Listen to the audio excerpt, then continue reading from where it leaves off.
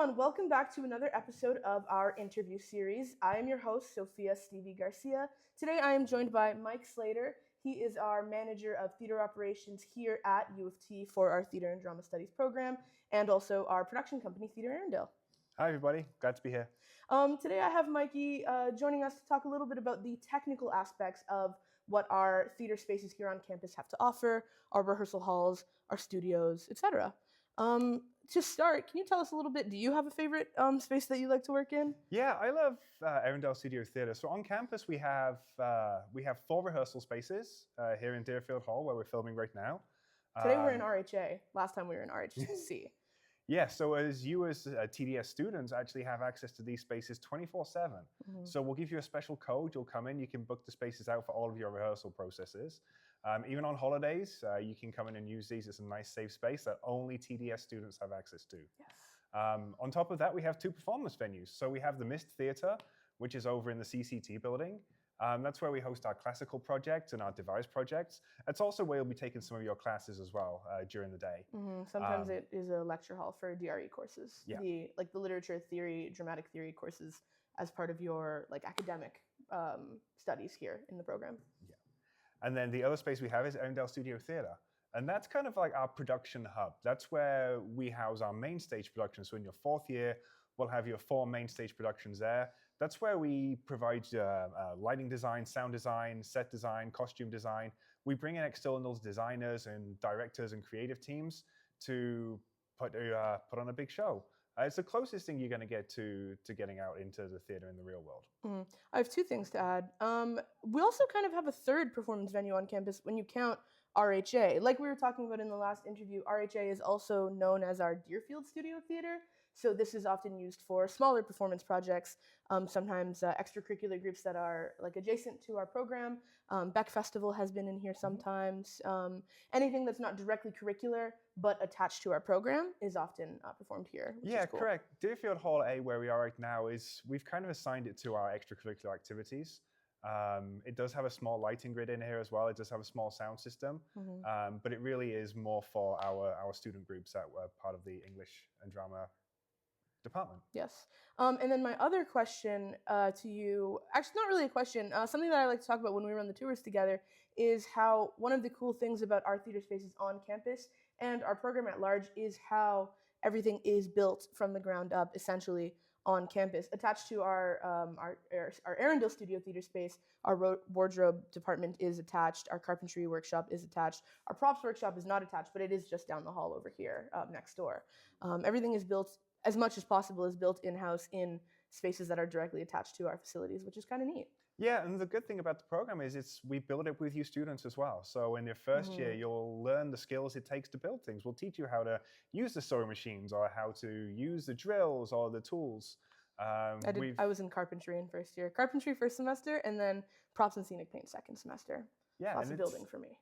And then we have, in props, we've just purchased 2 3D printers as well. So it's something new we're adding into the fold, it's been a game changer. We have vases being printed right now for an upcoming production. So you as students will get access to all of that, all those tools, but also the resources. We have 6 full-time staff people here in the department, and we'll be working with you every step of the way to mount these productions and get the shows on. Can you tell us a little bit about, because I know that you've mentioned in passing into students during tours and such, specifically the lighting systems that we have access to in the theater, because I think it's pretty notable. Yeah, we've been fortunate enough to get the new state-of-the-art lighting system. It's a system that's specially designed to light all skin tones evenly. So they're all LEDs, and you can fine-tune each one of the lights to really complement different skin tones, it's an incredible system to have. We have the most, at least in all indie theater in Toronto, we have more lights than they do. So it's a fantastic tech spec. It's as current as you can possibly get. And then in addition to our lighting, we obviously have our professional sound systems. We have the smoke machine. We have the fog. Yeah, we do full sound design, video design, lighting design. We have all these projectors. We have all these resources available on campus. And while we don't directly teach lighting design or set design or costume design or sound design, we will work with you. If you show an interest in those, we're happy to talk about this stuff all day long and really get you hands-on with those toys. That's one of the things that's I would say is lucky about, because all of our facilities are directly attached and we're building things from the ground up right here in-house. When students do have those interests, even though it's not directly curricular, there's often avenues to explore that. Yeah, and while we don't teach that stuff in the program, we do have the extracurricular teams around. So we have EDSS, we have the Musical Theatre Club, we have the Improv Club. They all come and use our spaces as well, and they're always looking for technicians to help run their shows. Yeah, those are all student run. Yeah, and they happen here. So you'll have access to play with the lights or use the lights and have that knowledge, even though it's not directly part of the program. I had one more thing I wanted to discuss with you, just because for students that might be coming from less technical, theatrical high school and past areas, they might not know the difference between different types of theaters. Can you tell us a little bit about the black box design of our Arendelle Studio Theater and our Mist Theater? Yeah, so Arendelle Studio Theater is a black box theater. The theater space itself is 40 feet by 40 feet. It's a nice square. The grid where we hang the lights and the set from is about 13 feet high. We reconfigure it every show. So our first show we did this year, we didn't have any seating in there at all. It was an immersive piece. I was in that one.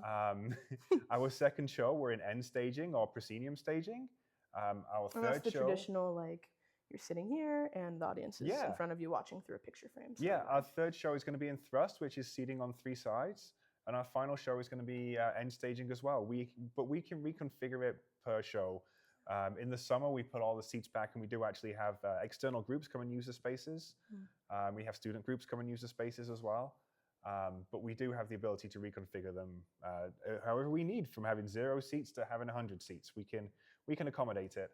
Yeah. Mist Theatre is very similar. We don't tend to reconfigure Mist too much because it's used as a classroom during the day. But Mist is cool because it also has a balcony. Mist does have a small balcony, yeah, it really does. But we don't tend to reconfigure the seating in there too much because it can affect the classes during the days.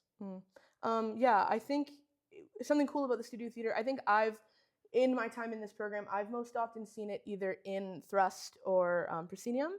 But like our first show of the year, Revolt, She Said, Revolt Again, that one was not only in the round, but it was like an immersive space. So it was the idea that you're walking into an art gallery and you are in the space with the actors and we're all moving around with you. That was really neat. I've also seen us do, when we did the Wolves a couple years ago, it was alley seating. So the stage actually ran through the middle of the space, like all the way up and down the walls, left to right.